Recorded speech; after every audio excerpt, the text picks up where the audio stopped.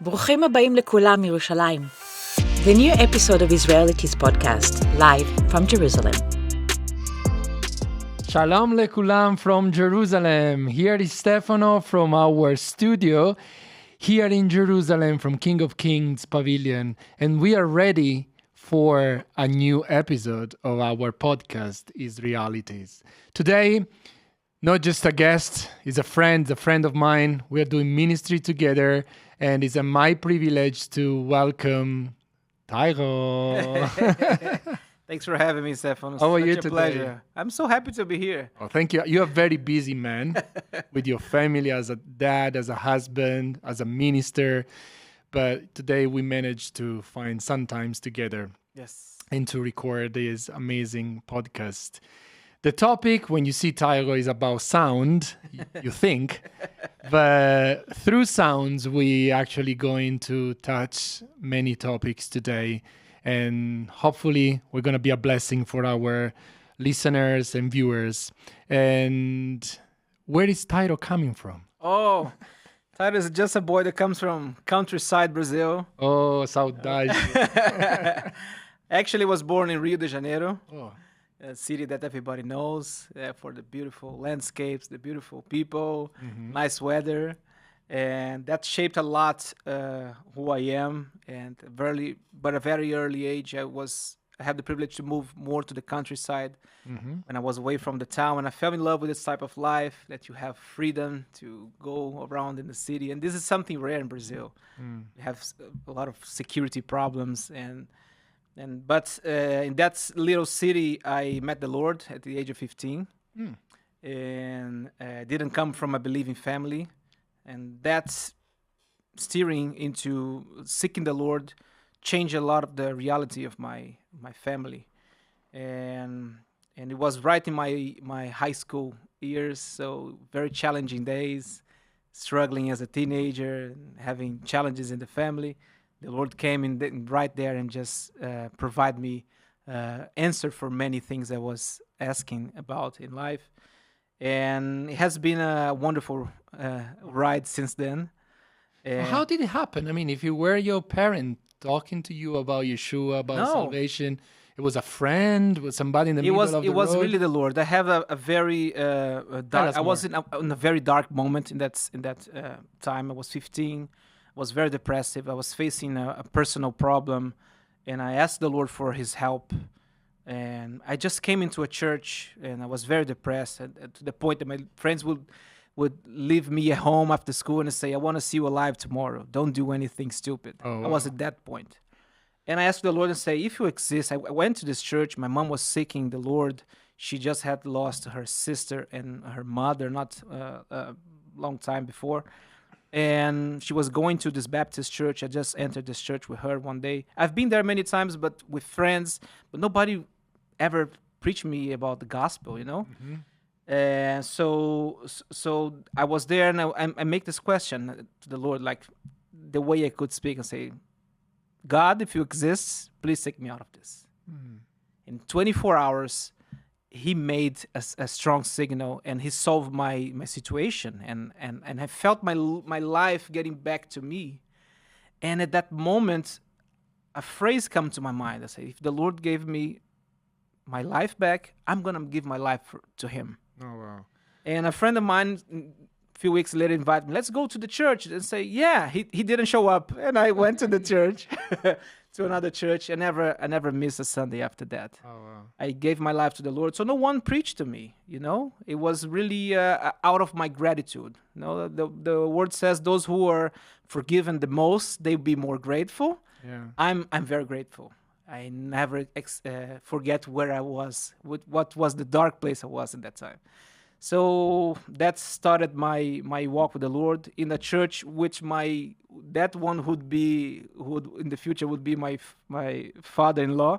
He planted this congregation, and he left the city after the congregation started growing.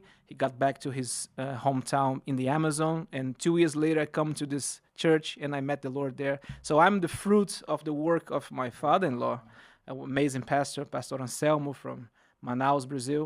And so that's the way. And in that church, I started serving the Lord with my skills. I was a drummer, a beginning drummer, and I realized there was a lack of technical staff, especially to deal with sound. And I said, What did annoy you when you were playing drums? Say, I don't like the sounds. No. There's something going wrong here. it was not. It's not about that. It was a more looking like in a team player. How can I serve my congregation better? Because my pastor at that time, he was the drummer, the pastor that was doing discipleship with me. And so I say, there's already a drummer in that position. I don't have to invest on that So career. you said I can focus on something I can focus on something else. and get better Yeah, for the exactly. congregation, for And I everybody. have already a strong interest for sound, for recording. So say, maybe I can be useful on the sound department. And I start pursuing that. I went to college. The Lord shifted my career. I was going to electronic engineering, and He shifted my career into music production. And after I finished the college, I made a prayer and asked the Lord, I don't want to get unemployed, to be unemployed when I leave the college. So I need you to make an opportunity for me. And He opened the best opportunity I could have. I was invited to join this recording studio of this big Brazilian gospel singer, Cassiane. She's a multi-million records seller, and she just had built this 3-story recording studio in Rio de Janeiro, and it was an amazing facility. And I entered that place, and that was my real college, where I was doing records, learning from good professionals. Cassiane and her husband, Jairinho, they developed a new genre, Okay. a new musical genre, and they became very successful. But at that place, I met some. It's funny to say that, but I learned more from the non-believers that would come to work there than from the believers, because the believers had this feeling that if I share something to you, you're gonna take my place. And I hated that feeling and that situation. I think that's super wrong. The non-believers were very successful, Grammy Award winners and stuff, and they would stop what they are doing to explain the questions of this 19-year-old guy. You know, I would ask him, that one guy that he's a great friend of mine since then. His name is Flavio Sena, and he worked with Sarah Vaughan and many other artists in the US and in Brazil, Tom Jobim, and all the greatest musicians from Brazil.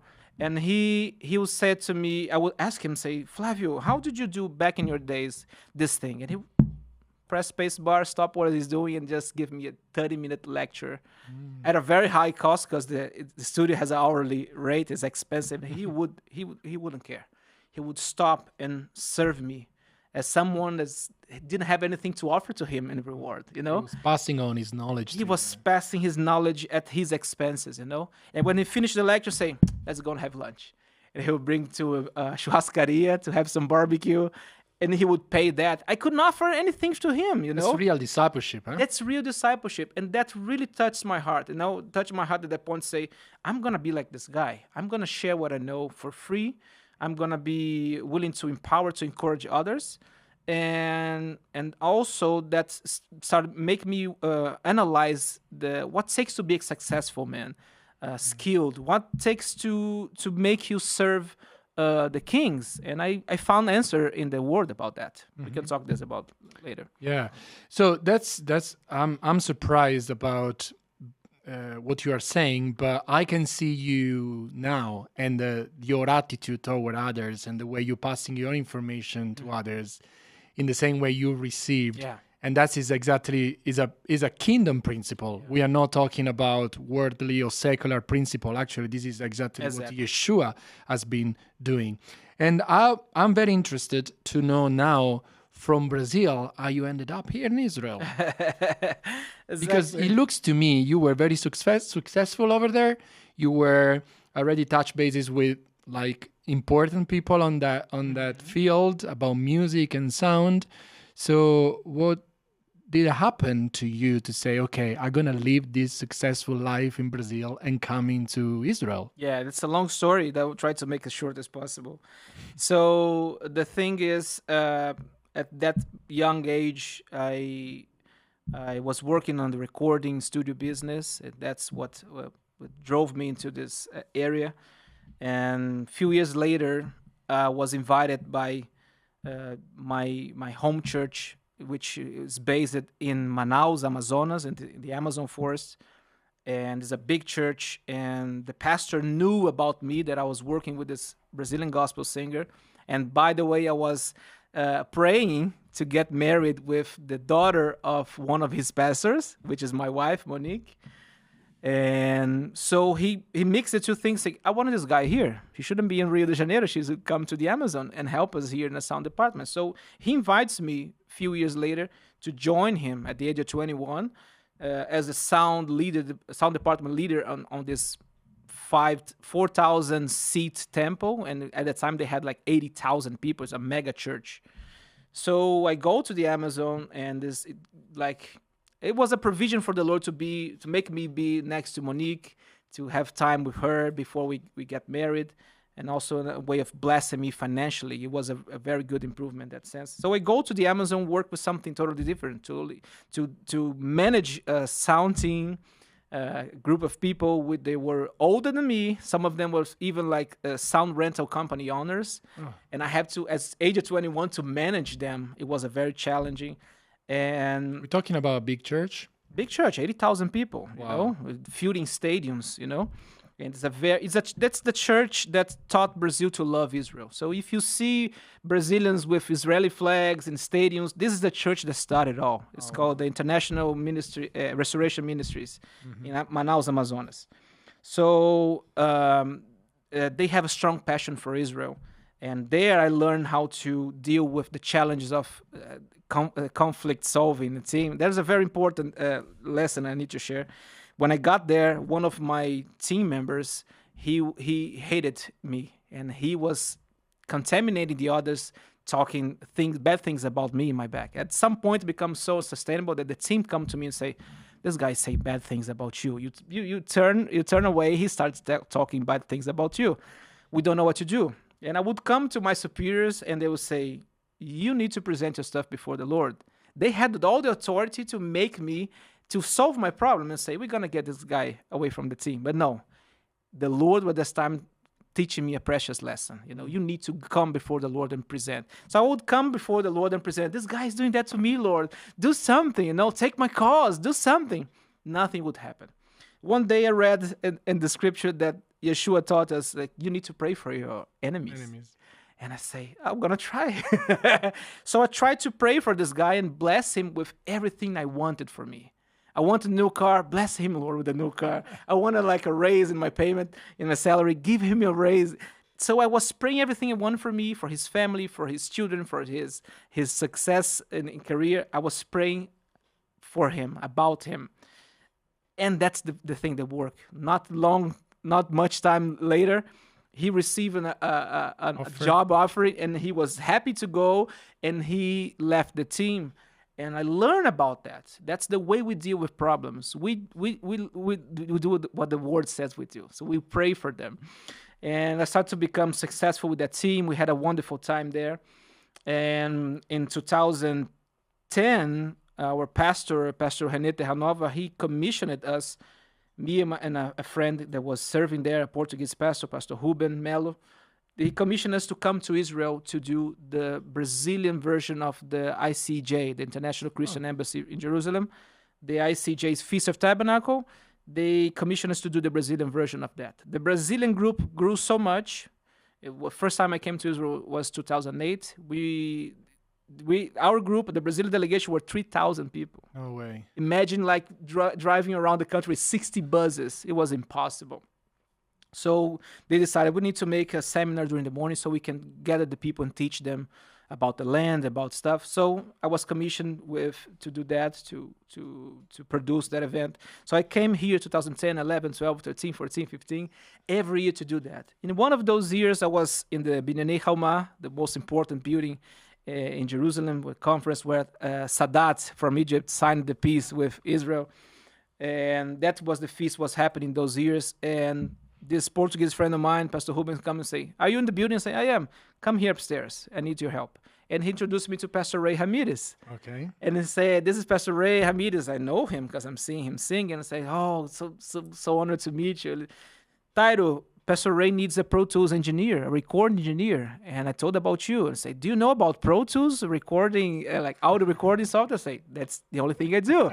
Because Ray is also a sound engineer, a tremendous sound engineer. Yeah. And I say, "What's going on?" I say, "My recording engineer didn't show up, and we're about to start the feast, and there's no one to record." I say, "Where's the equipment?" "Right there. Give me the hard drive. Go do your stuff. Forget about it. I'm gonna take." "You really?" Say, "Yeah. Don't I know worry what about I'm it. doing." I know what I'm doing, and I really know. So I sit in the best seat in the house, right, and behind the front of the house, and I was seeing the whole auditorium. And I came to tears, and I say, "I always dreamed to be in this position," and the Lord just make this thing fall from the sky, you know. And I did the recording. He was super thankful for that, and we fell in love for each other, you know, become friends since then. And every year I would come and help him. So this relationship with Israel started developed from 2010, 2011. When Pastor Ray left ICJ, he came to King of Kings. Was offered the position to be the worship pastor here. And 1 year later, he made an informal invitation, like, "Would you be able to, would you consider joining me here? I think you are the sound guy that's gonna take the level that I want." And I said, "Are you serious?" Like, I never come to my mind this opportunity, this possibility, and the Lord provided. At that point, I was praying to the Lord to live abroad. Brazil was going through very difficult challenges, and my type of work in Brazil, it wasn't promising at the moment. So I say, "Lord, I want to go serve you wherever you find best. There must be someone out there who's needing someone with the skills I'm gathering to serve you." At that point, I went to Spain to study a master in acoustics. So I was preparing myself to live abroad, to serve in a higher excellence level. Because some countries have this culture to really look after excellence in technical, and United States is a good example of that. And so I was looking for that, and the Lord opened this possibility of me coming in here with my family, my wife and 3 kids, Sofia, Micaela, and Hugo, and my wife Monique. And so in 2019, I accepted the calling, and we moved into here right before COVID. And then everything went down. But you've been faithful, and you're still here. You're still part Praise the of Lord. King of Kings family. Yeah. You're here in Jerusalem, part of the eldership. You're one of the elders. And you just use a word that I want to tap into the concept of be excellent for the Lord. You know, I think that most of the time when we speak about be excellent, we look at the pastor or the teacher or the person on stage that's going to give us the sermon, that there is preparation there, and we're expecting excellencies on that. But what about the sound? What about like serving? What about welcoming people? What about fellowship? What about be excellent in our service to the Lord? In fact, every Sunday we go live with our service, KKCJ, and we have an average of 10,000 views, and the sounds is absolutely amazing. Every week we receive so many comments of people saying, "Oh, it sounds so amazing. The worship was great," and that's because of you, of course. Now, I know you're very humble, but because you have been investing money, time, resources to get to this level in order to bless people in the congregation, because you look after the sounds even in the congregation live, but also for those watching live or remotely our service. So now we all benefit of those times that 19 years old Tairo is investing time and things like that. God knew that beforehand, because he see the beginning from the end and the end from the beginning. And we take it for granted. But what about an advice that we can give to those congregations that they say, excellency is just for the sermon. We don't need the sound to be excellent. The Lord knows that we are limited, and so on and so forth. Yeah. First of all, I It was think. a long question. Eh? Yeah. First of all, I think that people remember about my work when I'm not there. Yeah. Because sound, I don't remember where I heard this thing from. Sound is like salt in the food. Mm. When it's the right amount, nobody talks about it. Mm-hmm. When it's lacking, all you talk is about salt. Yeah. When it's too much, all you talk is about the salt. But when it's the right measure, you talk about the ingredients, you talk about the cook, you talk about the restaurant, the city, the country, the Yeah. culture. Nobody talks about The salt. good allegory. Unless you have high blood pressure, right? So that's sound. I teach this to my students. Don't feel discouraged if someone finishes a service and not anyone, like no one comes and talks to you about the sound. That's mission accomplished. Because you were not doing something that make people think about you. Yeah. You do sound is invisible. That's the hard thing about that. That's so much not appealing to people to invest. You bring the kid to learn the work from you in the church, and there's the lights flashing. Say, I'm going to do that. That's way more fun. Sound is invisible, and for me, I think I just comprehended what sound is at my master's studies. Oh. That's what I have. Now I understand. And so it's very complicated. First of all, you need to be use it to not be remembered.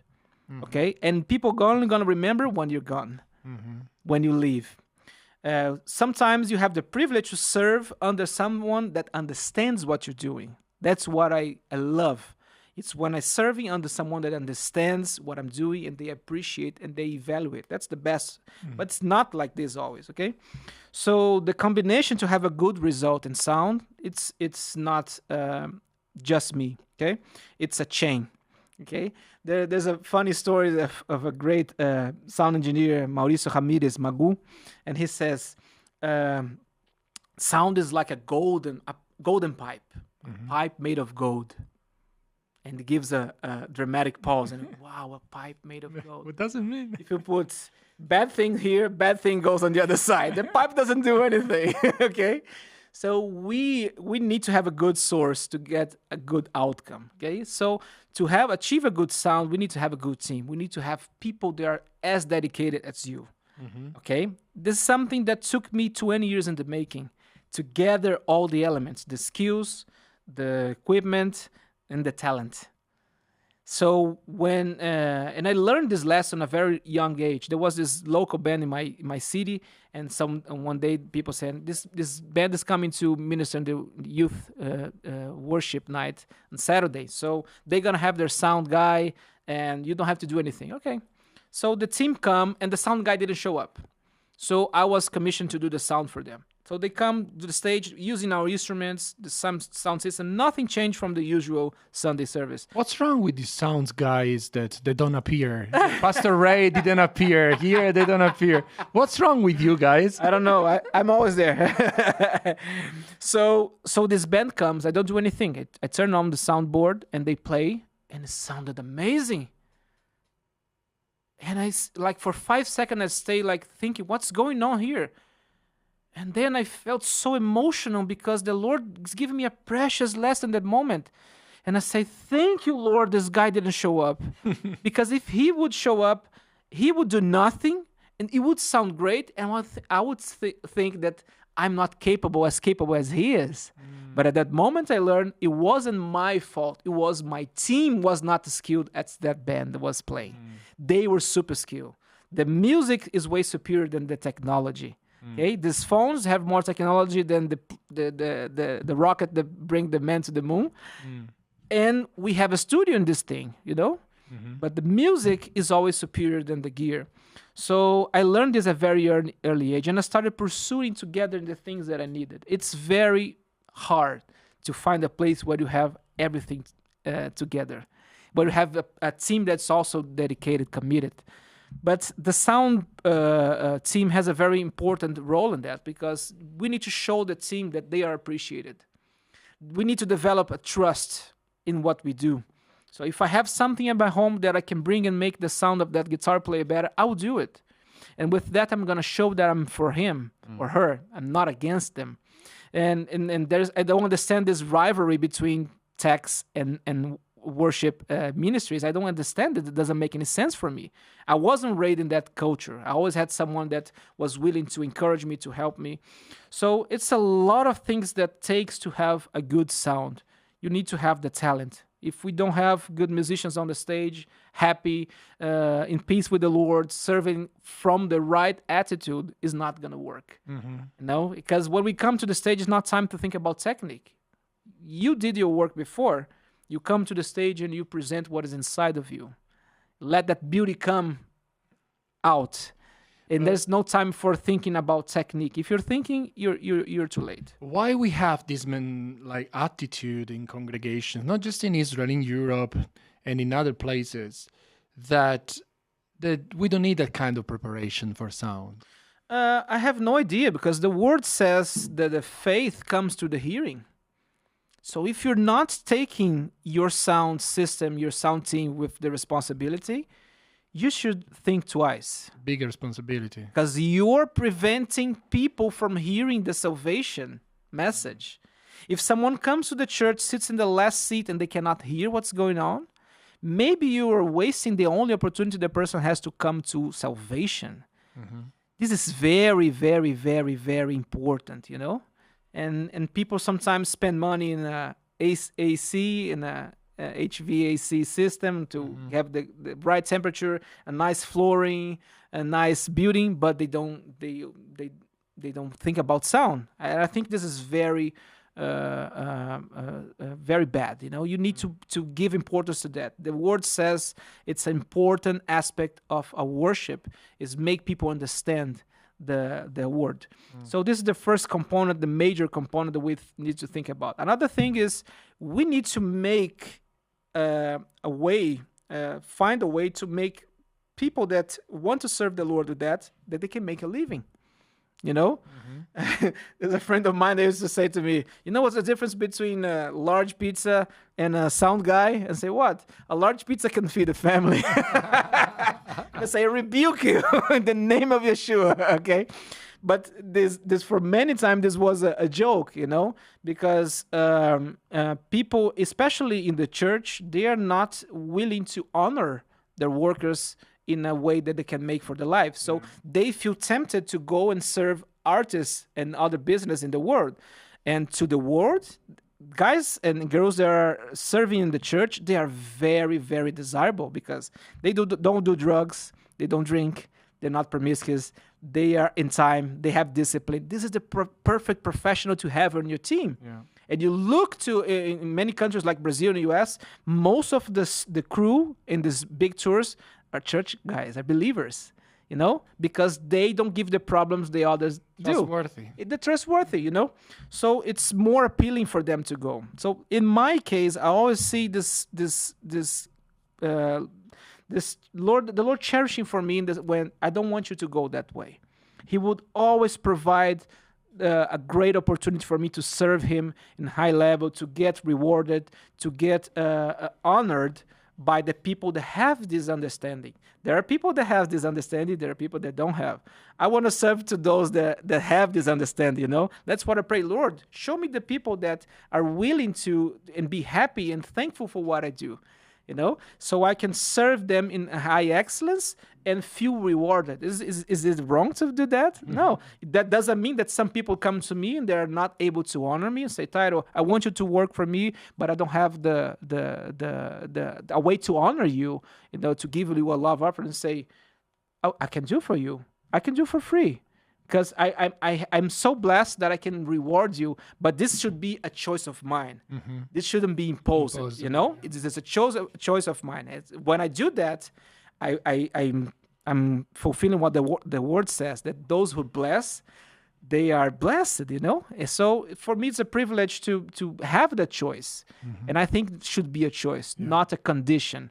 So that's the challenge that the church has. It's to understand that if they have a talented, happy media team to help them propagate the good news, they're going to be heavily rewarded. What about investing on these young guys that they want to start the journey and learn like you did. Exactly. It's something that needs to be done. Yeah. You need to invest. If you want to have, you need to grow something. You need to put the seed in the soil, right? Yeah. So that's something that every congregation struggles with that. I cannot remember about one congregation say, oh, these guys are good. They have enough people, and people they're gonna stay. They're gonna serve them long and with faithfully. So every congregation has this challenge, and here in the land it's a big problem. Yeah. When I get at the moment I have like 6 or 7 congregations like asking me for help, that I'm training them, that I'm helping them, that I'm teaching them, ministering them about the work I do, because they're seeing the good outcome that we are having in King of Kings. And in King of Kings, we invite them to come, to join us, to learn, to spend time with us, to learn about what we do, so they can replicate that in their congregation. That's the mission of King of Kings. It's to empower the local body. So I'm happily involved in doing that. And that's something that nowadays, with this connected world that we live in, we need to do it more and more. You know, technology allows us today to assist churches remotely. You know, I can be seated in my home and mixing a service in the United States, in Europe. You know, I can help them. So it's never been a better time to do that. Early this year, you have been teaching on 3 days class, 2 days. It was 2 days. 2 days class about sounds, and was one of the most packed class. I think over 40 people in the land came to listen to you all over teaching. the country. All over the country. And because the podcast is about the realities in Israel, how was the experience for you? First of all, would you expect so many people coming? Oh, no. Second, actually, it shows the need here in the land. Exactly. Yeah.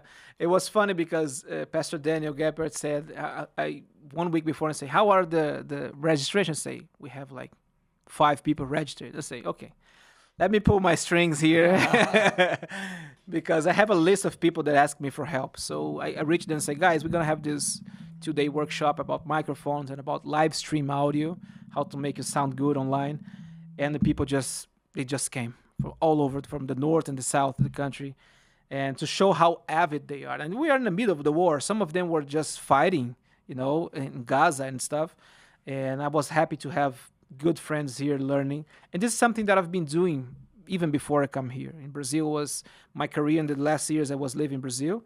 It was dedicated to education. That's my passion. That's the only thing that drives me and really makes me happy and feel successful, is when I see a student come to me and say, hey, I got this job offering. I'm making some money from that. I'm able now to marry my girlfriend, my fiance, because of that. You know, I was just married and now I'm able to provide. Someone here from the land come to me last week, and he just came from a missionary trip in the U.S. and say, how was it? Say, amazing. We were able to do that. I was able to buy this because of you, because you helped me with this training. It's been a blessing, financial blessing for me. That's no bigger joy than that, you know? Yeah. You can do a good sound in the church, in the concert. It's gonna be ephemeral. It's like just that moment is gonna last. When you help someone change his or her life, it's forever. You know, so, but not every student respond like that. I think I'm working always and serving for the 5%. I think only 5% of them respond that. But this 5%, they give me so much joy to see them shining and growing, you know. And they are happy to say you are a little brick on that road. This for me is the best thing, you know. Hopefully in the future we will manage to have something more like long term for people in the land to learn and to study and to get better, because I know it's your heart. Yeah. I wonder if we can tell our listeners and our viewers that they can send emails if they have any question about sound in their congregation. Yes. So the email address is podcast@kkm.network. So send it to me and I will filter them and give it to Tairo and get back to you as soon as possible. Tairo, thank you so much for your time. It was a pleasure. Thank you very much. I think you gave so many inputs on sounds and the reason why we do sound, honoring God, honoring people, the fellowship and the growth of the body of the Messiah. So thank you so much for your time. I know you're very busy. You need to go away now. Yeah. Is there any last comment you want to do before we close it? I just want to share Proverbs 22:29. I think this verse brought me here. The foundation. Is the foundation. Okay. That's what I saw in my early days working in the studio, looking to non-believers working and say, why do they serve the kings? Why they are among the most important people? And I, as a believer, I'm not. And I found this in the word. The Lord gave me this word. Do you see someone skilled in their work? They will serve before kings. They will not serve before officials of low rank. Oh, wow. And here am I as King of Kings, serving the kings and serving the King of Kings, you know? Yeah. So I hope this become an encouragement to those who are struggling with that. I want to serve the Lord, but I don't know if I can provide for my family if I do that. If you decide to serve the Lord in excellence, He will take care of you. He will provide and He will make a way for you. He will make a wall just to make a door for you to come through. So it's a faith. That's the faith and the process. We need to step forward and let the Lord put the way for us to walk. Thank you so much, Tairo. Thank you very much. Remember that God is happy when we give the excellencies of our ministry and we go further, we study and we give the best because He gave us the best, Yeshua. So thank you so much for listening and thank you, Tairo, for your time again. I remind all of you that we are on Instagram. There are amazing reels over there and also what the next episode will sound and look like. So you find us Israelities on page on Instagram. So thank you so much for listening and for following, and shalom from Jerusalem. Thanks for listening to this episode of Israelities Podcast. We'd love to hear your questions and comments at podcast@kkm.network. And don't forget to subscribe to our YouTube channel and follow us on Instagram. Shalom from Jerusalem.